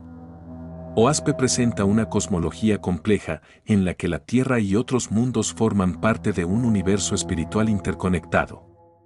Las soul shapes sirven como un medio para mostrar que las almas son transportadas a otras realidades, dependiendo de su desarrollo y moralidad, posibles precursores de los ovni. En Surrey, Columbia Británica, se ha registrado un misterio relacionado con un pájaro que aparentemente flotaba inmóvil en el aire. El incidente ocurrió el 18 de febrero de 2023, cerca de la escuela secundaria L.A. Matheson. Un hombre grabó un video de un pájaro de color oscuro suspendido en el aire, sin que estuviera atado a nada ni posado sobre ningún objeto. El hombre comentó que el pájaro parecía muerto, pero no se observaba ningún tipo de hilo, cuerda o estructura que lo sujetara. El hombre intentó investigar el fenómeno, caminando debajo del pájaro para ver si había algo que lo estuviera sosteniendo, incluso revisó los cables de electricidad cercanos y las casas, pero no encontró nada. A pesar de que el pájaro se movía ligeramente con el viento, no mostró signos de vida ni de movimiento más allá de eso. Otros testigos también grabaron el fenómeno y publicaron los videos en redes sociales, igualmente sorprendidos por lo que veían. Una persona relata una experiencia paranormal de su infancia, cuando vivía en un rancho en las afueras de Laredo, Texas. Un día, después de cenar y ayudar a su madre a limpiar, ella acompañó a una amiga hasta su casa, que estaba bastante lejos. Mientras regresaba, la amiga corrió detrás de ella, aterrada, señalando hacia unos vagones de tren abandonados. Al mirar, la niña vio 3 esqueletos caminando de un lado a otro sobre los vagones. 2 de ellos estaban de pie, saludando, y uno estaba acostado, vestido con ropa de camiseta y shorts. La niña y su amiga se asustaron y corrieron a casa, contando lo que habían visto. Su familia fue a revisar y todavía vieron a los esqueletos, a quienes intentaron golpear con piedras, pero no parecían afectarse. La narradora no puede explicar lo que vio, ya que no creen que haya sido una ilusión o un truco de Halloween, dada la pobreza de la familia y la tecnología limitada en los años 90. El Anxar es un símbolo tipográfico que representa el azimut y su origen se remonta a mediados del siglo XX. Fue incluido en catálogos de monotipe en los años 40 y 60, pero su propósito nunca quedó claro. En 1988 se incorporó al estándar SGML y, en 2000, al estándar Unicode. A pesar de ser parte de Unicode desde la versión 3.2, el símbolo nunca tuvo un significado ampliamente reconocido. Lo que lo hizo famoso en la primera mitad de los 2020 es debido a su falta de utilidad clara. Aunque algunos han tratado de darle explicaciones, sigue siendo un símbolo misterioso sin un propósito definido en la tipografía moderna. En 1984, la novela de George Orwell, se describe un proceso similar al efecto Mandela, en el que la realidad se reescribe constantemente. En el libro, el Ministerio de la Verdad se encarga de borrar y alterar registros, como libros, periódicos, fotografías y películas, para que se ajusten a la narrativa del régimen. Un ejemplo de esto es cuando se afirma que Oceanía siempre estuvo en guerra con Eastasia, a pesar de que antes había estado en guerra con Eurasia. Esta reescritura masiva de la historia refleja cómo las memorias y hechos pasados pueden ser manipulados o borrados, un concepto que guarda similitudes con el efecto Mandela, donde muchas personas recuerdan eventos de manera diferente a cómo ocurrieron en la realidad. En las afueras de Yankton Chapel, junto a una antigua carretera llamada Yoren Lane, se encuentra una piedra con una inscripción misteriosa que relata la muerte de John Turner en una tormenta de nieve en la noche de 1755. La piedra también menciona que cerca de su cuerpo se encontró la huella de un zapato de mujer. La historia detrás de este suceso es enigmática. ¿Quién era John Turner? ¿Quién lo abandonó en la tormenta y quién era la mujer que dejó la huella? John Turner, nacido en 1706, era un hombre que trabajaba transportando sal y malta con su equipo de caballos. En la víspera de Navidad de 1735, viajaba de regreso a casa cuando una tormenta de nieve lo sorprendió. A pesar de las advertencias, decidió continuar su camino y nunca llegó a su hogar. Al día siguiente, su cuerpo fue encontrado, pero solo sobrevivieron los caballos. Junto a él, se halló una huella de zapato femenino en la nieve, un detalle que ha mantenido el misterio sobre su muerte. La historia ha inspirado una novela, Tours Beach, de Alan Garner, y la piedra ha sido objeto de numerosas actualizaciones sobre su ubicación. La inscripción original fue reemplazada y la fecha en la nueva piedra, 1755, es incorrecta. La misteriosa huella de la mujer y la muerte de Turner siguen siendo un enigma sin resolver. Dovellán, Wisconsin, es un misterioso pueblo que, según algunas personas, desapareció en la década de 1990 sin dejar rastro. A pesar de que muchos afirman haber vivido o visitado allí, no existen registros oficiales ni mapas que lo mencionen, lo que plantea un enigma inexplicable. Las teorías sobre su desaparición incluyen un terremoto masivo, inundaciones causadas por represas, un experimento militar fallido, o incluso que el pueblo fue destruido por una crisis económica y sus habitantes se mudaron. Sin embargo, todas estas teorías han sido refutadas debido a la falta de evidencia y la imposibilidad de que ocurrieran tales eventos en esa región. Algunos sugieren que Dovellán pudo haber sido una ciudad militar temporal o que la intervención extraterrestre podría ser responsable, aunque estas ideas carecen de fundamentos sólidos.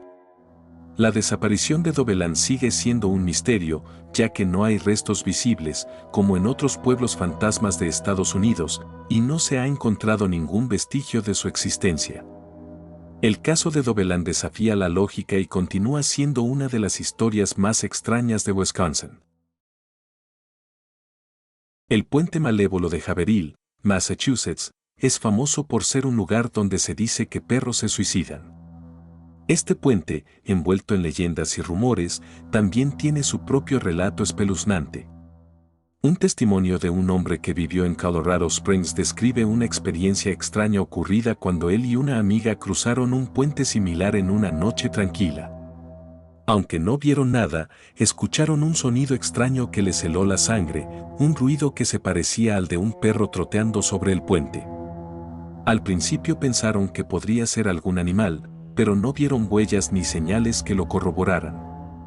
La experiencia se tornó más inquietante cuando ambos empezaron a sentir una sensación de horror y malestar inexplicable, dirigida desde un punto específico en la orilla del río. La mujer, visiblemente aterrada, pidió irse inmediatamente.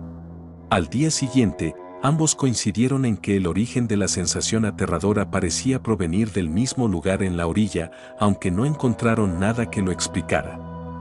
El narrador se preguntó qué podría haber sido esa presencia maligna que sintieron, sin lograr encontrar una respuesta convincente.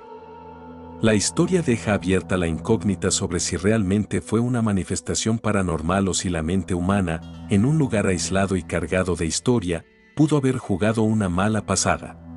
La leyenda recuerda otras historias similares, como la de John Greenleaf Whittier, quien, de niño, experimentó pánico al cruzar un puente en Haverhill, lo que añadió otra capa de misterio a estos puentes cargados de supersticiones y fenómenos inexplicables. El gran misterio del Mueller hace referencia a la desaparición del piloto Peter Gibbs el 24 de diciembre de 1975, tras realizar un vuelo nocturno no programado en solitario desde el aeródromo Glenforsa en la isla de Mull, Escocia. 4 meses después, se halló su cuerpo sin vida, pero sin rastro de su avión, en una colina cercana al aeródromo. El misterio sobre cómo y por qué llegó allí nunca ha sido resuelto. Peter Gibbs, nacido en 1920, fue piloto de Spitfire durante la Segunda Guerra Mundial y, tras dejar la RAF, se dedicó a la música profesional, trabajando en orquestas de renombre. Más tarde, en 1957, obtuvo su licencia de piloto privado y acumuló más de 2.000 horas de vuelo. En diciembre de 1975, Gibbs tenía 55 años y vivía en Londres. Viajó a la isla de Mull acompañado de su novia, Felicity Granger, para explorar propiedades con la idea de comprar un hotel. El 24 de diciembre, tras cenar en el Hotel Glenforsa, Gibbs decidió hacer un vuelo nocturno en solitario. Utilizó 2 potentes linternas como luces de aterrizaje. A pesar de que algunos huéspedes vieron las linternas en el aeródromo, después de despegar, el avión desapareció sin dejar rastro, y no se encontró ni a Gibbs ni a su aeronave. En abril de 1976, 4 meses después de su desaparición, el cuerpo de Gibbs fue hallado por un pastor local en una colina a unos 1,5 kilómetros del aeródromo, en avanzado estado de descomposición. Los forenses concluyeron que la causa de su muerte fue la exposición, aunque no había señales de lesiones graves ni de una caída desde el avión. En su momento, la búsqueda del avión no produjo resultados. Sin embargo, en 1986 se reportó el hallazgo de un avión en el mar cerca de Oban y en 2004 se descubrieron restos de un pequeño avión a 30 metros de profundidad, que se creía pertenecían al Cessna de Gibbs. Aunque el avión presentaba algunos daños, no se hallaron pistas que explicaran cómo terminó allí. En 2021, una draga de Vieiras recuperó partes del avión, como el motor y el cigüeñal, que fueron entregadas al dueño del Glenforsa Hotel. A pesar de los esfuerzos de investigación, el caso sigue siendo un misterio sin resolver. El 23 de julio de 1987, Kathy Hobbs, de 16 años, estaba en su habitación leyendo una novela romántica en su casa de un suburbio de Las Vegas. A las 11 de la noche, le dijo a su madre, Debbie Hobbs, que iba a la tienda a comprar un libro. Esa fue la última vez que Vivian vio a su hija. Kathy solía caminar a la tienda por la noche y su madre no se preocupaba, pensando que estaría con sus amigos. Sin embargo, a las 3 de la mañana, Vivian tuvo un sueño extraño en el que sentía una paz inexplicable y pensó que ya había terminado. Al despertar, descubrió que la habitación de Kathy estaba vacía. La policía localizó a los amigos de Kathy y lanzó una campaña mediática, pero el caso de una posible abducción no avanzaba rápidamente. Kathy, desde pequeña, había tenido premoniciones de que moriría joven, incluso predijo que no viviría más allá de los 16 años. La familia de Kathy había pasado por momentos difíciles, incluida la separación de sus padres, pero el temor de Kathy de morir se intensificó a medida que se acercaba a su cumpleaños. Poco después de su desaparición, la policía descubrió que Kathy había comprado un libro en la tienda esa misma noche. Sin embargo, nunca regresó a su casa. 9 días después, un excursionista llamado Rick Pecott encontró su cuerpo en el desierto cerca del lago Mead, a unos 200 pies de la carretera. La policía llegó al lugar y reconoció el cadáver de Kathy, quien había sufrido golpes repetidos en la cabeza. También se encontraron huellas de neumáticos y 2 piedras manchadas de sangre cerca del lugar. Vivian recordó las premoniciones de su hija, quien había escrito cartas a su familia un mes antes de su cumpleaños, incluidas cartas dirigidas a cada miembro de la familia en caso de su muerte. La carta a Vivian decía, en caso de mi muerte, debes recibir esta carta. Espero que vivas feliz y no quiero que nadie se enfoque en mi muerte. El caso siguió sin resolverse, pero poco después, un testigo anónimo dejó un mensaje en el contestador de la policía afirmando haber visto el secuestro de Katy por un hombre llamado Robbie. Sin embargo, el testimonio no condujo a pistas concretas y la investigación nunca identificó al testigo ni encontró más detalles. El caso de Katy Hobbs sigue siendo un misterio no resuelto. La policía de Las Vegas y Vivian esperan que alguien se presente con más información sobre el testigo. Aunque un sospechoso en serie, Macaulay Lockhart, fue detenido y ejecutado por otros crímenes, nunca se pudo confirmar su relación con la muerte de Katy. El concepto del valle inquietante se refiere a la sensación de incomodidad que sentimos al ver objetos que se parecen a humanos, pero no son completamente humanos, como robots o avatares digitales. Esta sensación puede tener raíces evolutivas, sugiriendo que nuestros ancestros desarrollaron un miedo instintivo hacia figuras que se asemejaban a los humanos pero que representaban una amenaza, como depredadores disfrazados o personas con enfermedades contagiosas. Este miedo habría sido una adaptación para la supervivencia. Hoy en día, experimentamos esta incomodidad al interactuar con figuras artificiales o figuras que imitan a los humanos, ya que nuestro cerebro detecta algo incorrecto, activando nuestros mecanismos de defensa. En el condado de Edmonton, Kentucky, en las aguas del embalse de Nolin, un patrullaje del Cuerpo de Ingenieros del Ejército de Estados Unidos descubrió lo que parecía un tronco flotante en el lago de 6.000 acres. Tras una inspección más detallada, se reveló que en realidad era una canoa excavada de casi 20 pies de largo y 3 pies de ancho, hecha de un solo tronco. Su forma, con bordes suaves y una base redondeada, sugería que alguien había invertido mucho tiempo y esfuerzo en su construcción. De acuerdo con las regulaciones, el Cuerpo de Ingenieros debía retener cualquier propiedad flotante en el lago durante 120 días para que los propietarios pudieran reclamarla. Nadie se presentó para reclamar la canoa, aunque un hombre afirmó que sus hijos la habían encontrado un año antes y jugado con ella en el lago, pero su reclamación fue rechazada por falta de pruebas. El hallazgo despertó la curiosidad y el arqueólogo Phil de Blasey de la Universidad de Louisville sugirió que la canoa podría datar de entre los años 400 y 500 después de Cristo.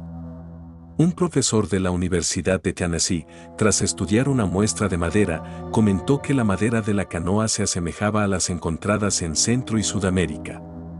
Sin embargo, Kenneth Skaggs, del Cuerpo de Ingenieros, creyó que la canoa era de castaño americano, especie que fue casi extinguida por una plaga en la década de 1930.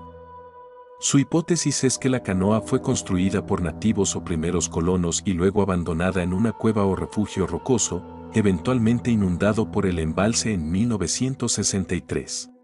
A pesar de que no se pudo hacer una datación por carbono, los arqueólogos sugirieron que se podría usar la dendrocronología, fechado por anillos de árboles, para determinar su antigüedad.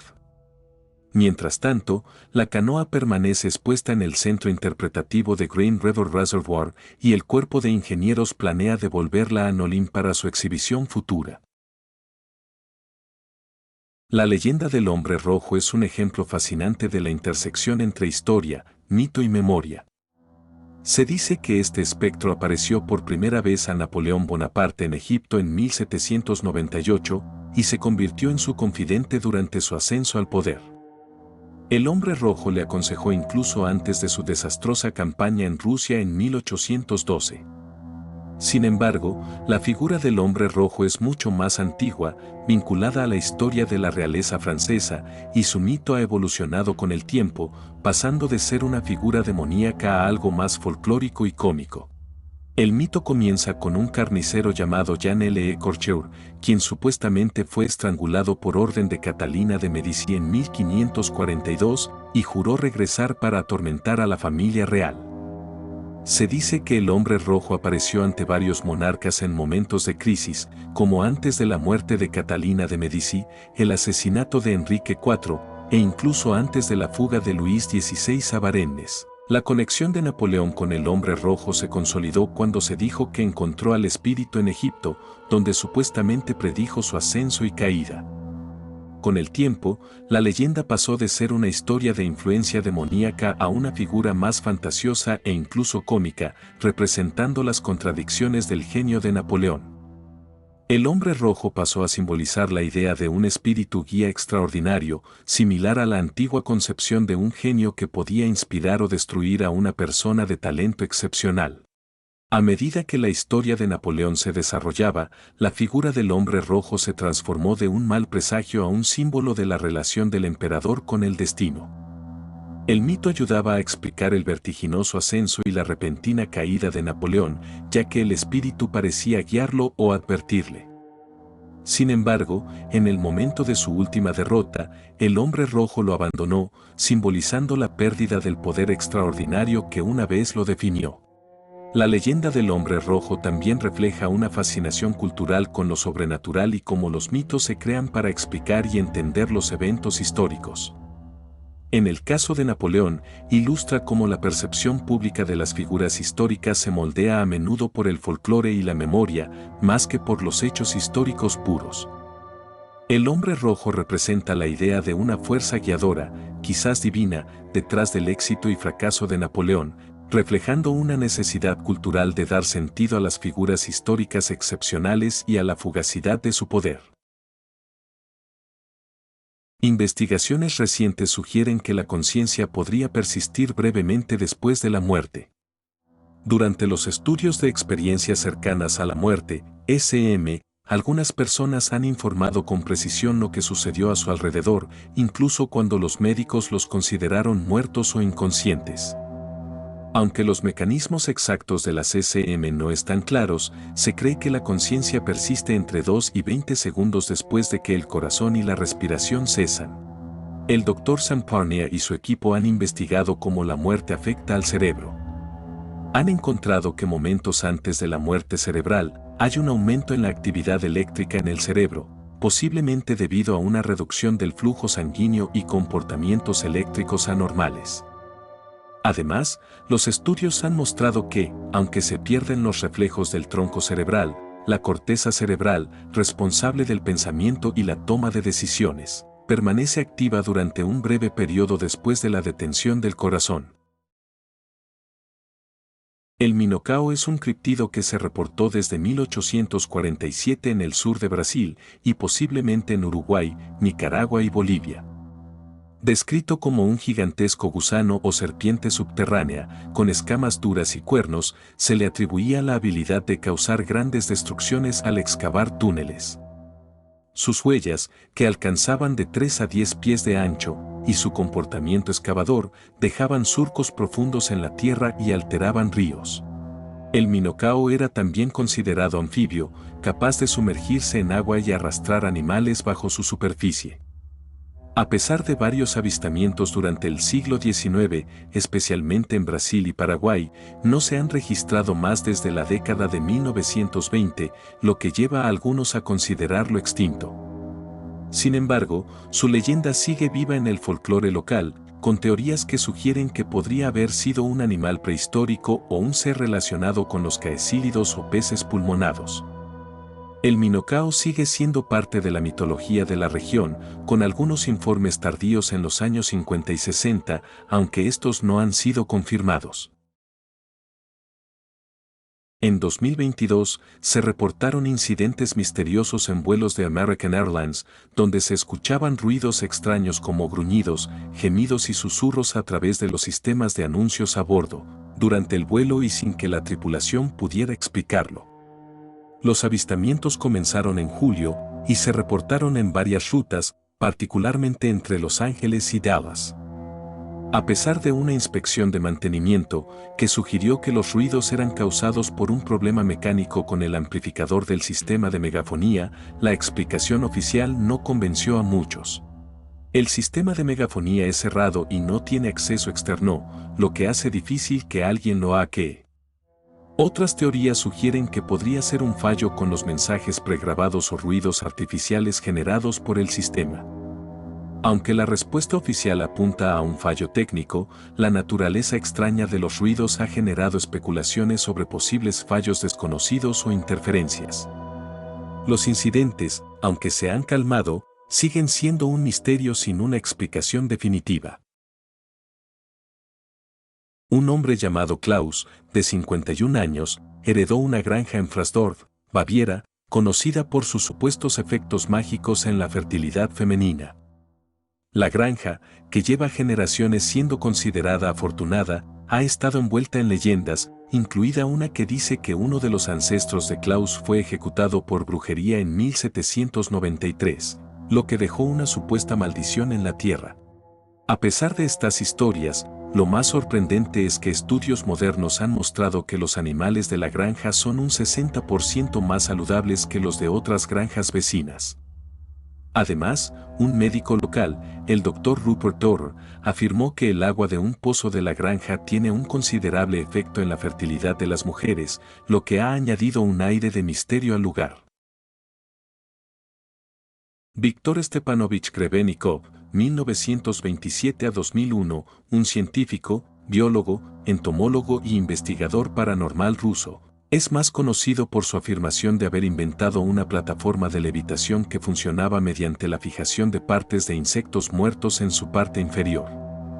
Aseguraba haber volado sobre el campo ruso usando este dispositivo y relató sus experiencias y observaciones de fenómenos paranormales, usualmente relacionados con nidos o partes de insectos, en su libro autopublicado Maworld 1997. Nacido en Simferopol, Grebennikov provenía de una familia con antecedentes diversos. Su madre era noble y su padre un mecánico. Trabajó como investigador en el Instituto de Investigación de Manejo de Suelos y Químico de Agricultura en Krasnoyarsk y fundó en 1976 el Museo de Agroecología y Protección Ambiental. A pesar de la popularidad que alcanzaron sus relatos de vuelo sin motor, sus afirmaciones fueron rechazadas por la mayoría de los científicos y escépticos debido a la falta de pruebas concluyentes o demostraciones públicas. Grebennikov explicó que su cámara se atascaba debido a un campo de fuerza generado por lo que él describía como un poder geométrico de la quitina. En 1995, recibió una patente rusa por un dispositivo que incluía celdas de panal secas que afirmaba mejorar la eficacia de los medicamentos terapéuticos. El 8 de febrero de 2016, una persona en Melbourne, Australia, compartió una experiencia extraña mientras conducía hacia el trabajo. Al tomar una ruta diferente para ir a un supermercado, vio algo muy inusual cerca de una iglesia anglicana, una figura negra, alta y delgada, sin características faciales ni brazos, que se movía rápidamente con unas piernas rectas, como si fueran tijeras. La figura desapareció al llegar a la carretera, y la persona quedó desconcertada, preguntándose qué era eso. Al continuar conduciendo, comenzó a sentirse extremadamente mareada, una sensación nunca antes experimentada. Aunque no sabe qué fue lo que vio, le dejó una fuerte impresión y la inquietud de si fue un espíritu o algo más extraño. La conversación en el hilo de 4chan se centra en una serie de anuncios crípticos llamados el Medem Story, que han aparecido durante más de 30 años en el periódico The Daily Wildcat de la Universidad de Arizona. Los anuncios, llenos de códigos extraños y referencias como conejos blancos y el orfanato, han despertado teorías que los vinculan con conspiraciones sobre tráfico infantil, como las asociadas con figuras como Epstein y Clinton.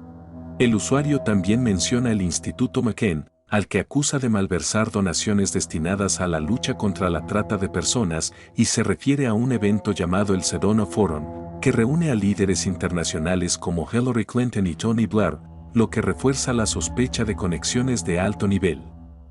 Además, se hace una conexión con el ocultismo, ya que el 1 de mayo, Día del Trabajo, es considerado un día importante en rituales ocultistas relacionados con sacrificios, particularmente de niños. El hilo también menciona que estos anuncios han sido publicados desde los años 70 y han seguido apareciendo en fechas recientes, alimentando especulaciones sobre cultos secretos y teorías de conspiración. En el hilo se sugiere que estos anuncios podrían estar relacionados con una nueva secta pedófila, comparando la palabra Nsim con un término legal romano, Nexum, lo que genera aún más teorías sobre cultos ocultos y secretos. En resumen, La conversación explora la posibilidad de que los anuncios del Media Mystery sean parte de una red de conspiraciones más grande relacionada con tráfico infantil, cultos secretos y figuras de alto perfil. La discusión se intensifica con la idea de que estas señales podrían indicar una nueva organización oculta o un culto pedófilo. En 1903, una fascinante historia sobre una criatura parecida a un dragón que aterrorizaba el Gran Lago Salado en Utah apareció en los periódicos de Estados Unidos. La criatura fue descrita como un monstruo gigante que vivía en la isla Stansbury y se alimentaba de caballos. La historia fue publicada en el Salt Lake Telegram el 30 de julio de 1903 y se difundió ampliamente en los periódicos del país. La criatura descrita tenía la cabeza de un caimán de 15 pies de largo, una boca con enormes dientes afilados, un cuerpo cubierto de escamas y alas enormes similares a las de un murciélago. Según los cazadores Martin Gilbert y John Barry, quienes afirmaron haberla observado de cerca, el monstruo medía entre 50 y 65 pies de largo. Ellos describieron cómo lo vieron volar por el aire, atacar y devorar un caballo, y cómo la criatura parecía estar cubierta de sal, probablemente debido a su tiempo en el lago salado. Gilbert y Barry también mencionaron que dispararon al monstruo, pero la bala no tuvo ningún efecto, lo que añadió más misterio a la historia. Finalmente, la criatura desapareció en la oscuridad, dejando a los cazadores aterrados. Después de estos eventos, la historia se propagó por todo el país y se convirtió en una leyenda. Sin embargo, una investigación más profunda reveló que la historia podría haber sido un truco publicitario. En el mismo número del Salt Lake Telegram, justo al lado de la historia sobre el monstruo, había un anuncio de una excursión nocturna organizada por una tienda departamental local, Kate O'Brien Co. Es posible que David Keith, dueño del periódico y de la tienda, haya inventado la historia para atraer a turistas a la excursión, creando una leyenda sobre el dragón como parte de una estrategia de marketing. La historia fue tan convincente que se propagó rápidamente y muchos la tomaron como real. De hecho, décadas después, un lector sugirió que lo que se había visto podría haber sido simplemente un espejismo causado por un pelícano, amplificado por las condiciones atmosféricas sobre el lago. El hombre pez de Liérganes es una leyenda mítica originaria de Cantabria, en el norte de España, que ha cautivado durante siglos a quienes han oído hablar de ella. La historia comienza en el siglo XVII, cuando un joven llamado Francisco de la Vega, oriundo de Liérganes, se fue a Bilbao a aprender el oficio de carpintero. En 1674, durante la víspera de San Juan, fue con algunos amigos a nadar al estuario de Bilbao. A pesar de ser un buen nadador, las fuertes corrientes lo arrastraron mar adentro y se pensó que se ahogó. Sin embargo, 5 años después, en 1679, pescadores en la bahía de Cádiz, en el sur de España, encontraron una extraña criatura atrapada en sus redes.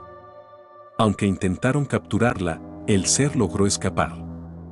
Semanas después, los pescadores lograron atrapar al hombre pez, un ser que tenía forma humana, pero con características de pez, piel blanca, cabellera roja y escamas en el cuello y el estómago, además de lo que parecían ser branquias alrededor del cuello.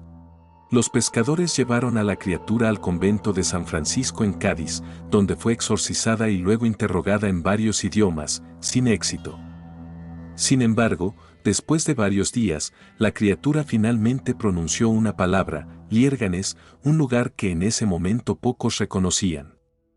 Un marinero del norte de España, al escuchar la palabra, recordó que existía un pequeño pueblo llamado Liérganes cerca de Santander, y las investigaciones confirmaron que Francisco de la Vega, un hombre pelirrojo de Liérganes, había muerto en Bilbao años antes.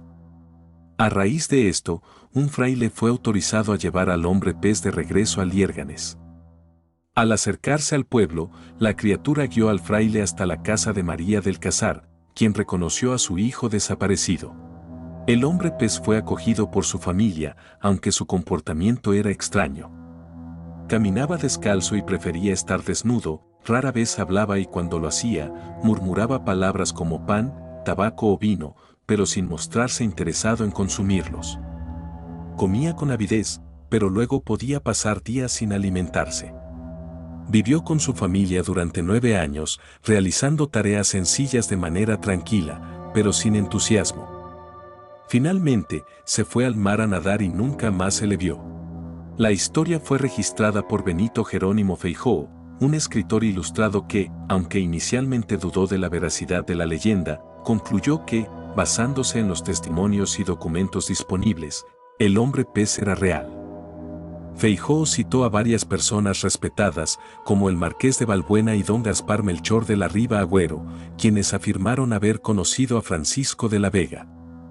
Aunque Feijóo era conocido por su rigurosidad y crítica a las supersticiones, algunos interpretaron su apoyo al relato como una prueba de su veracidad. Sin embargo, se sabe que historias similares sobre hombres peces no eran infrecuentes en Europa en la época, y otros escritores españoles, como Joviano Potano, ya habían documentado relatos semejantes. En ghoststudy.com, un sitio dedicado a la actividad paranormal, uno de los incidentes más comentados es el conocido como el fantasma de la televisión. Un miembro llamado Kismet compartió una experiencia aterradora que ocurrió mientras estaba en línea con otro miembro y vigilaban las cámaras de un hospital psiquiátrico. Durante su conversación, vieron un destello brillante en la esquina superior de la pared cerca de las escaleras, lo cual no era inusual, pero lo que sucedió después sí lo fue. De repente, la televisión en la sala se encendió por sí sola, mostrando una pantalla en blanco. Lo más extraño es que nadie fue visto bajando las escaleras ni entrando en la habitación, algo prácticamente imposible de no notar debido a la posición de las cámaras. Luego, la televisión comenzó a parpadear, mostrando imágenes extrañas, pero una en particular llamó la atención. Al acercarla, apareció la cara de algo que no parecía humano. La cara parecía estar saliendo de la pantalla, lo cual era aún más inquietante. Kismet y su compañero lograron capturar más de una docena de imágenes y al presentar 3 versiones de las fotos, una original, otra invertida y una destacada, quedó claro que la figura parecía emergir del televisor. Las imágenes fueron tan perturbadoras que muchos en el sitio especularon sobre si se trataba de un espíritu o algo más maligno. El suceso ocurrió durante la noche, mientras la familia de la casa dormía, y no fue hasta la mañana siguiente cuando se dieron cuenta de lo que había sucedido. La combinación de lo inexplicable y lo perturbador hizo que el incidente se volviera uno de los más escalofriantes de ghoststudy.com, dejando a muchos preguntándose si realmente existe una delgada línea entre el mundo de los vivos y los muertos. El 7 de marzo de 1901, S.H. Milliken de Pinos Altos, Nuevo México, observó un extraño dirigible y tomó una foto con su cámara Kodak. El objeto fotografiado parecía estar formado por 3 cuerpos cilíndricos atados entre sí, similar a un dirigible experimental. Este avistamiento se enmarca en una serie de informes sobre airships a finales del siglo XIX y principios del XX, cuando los dirigibles eran una tecnología emergente. La foto es uno de los pocos registros visuales de estos fenómenos, aunque la naturaleza exacta del objeto sigue siendo incierta. Hasta aquí llega el segundo nivel del iceberg. Gracias por el apoyo que han mostrado al primer nivel. Trataré de subir las siguientes partes lo más pronto posible. Suscríbanse, comenten y dejen su like. Nos vemos en el siguiente video.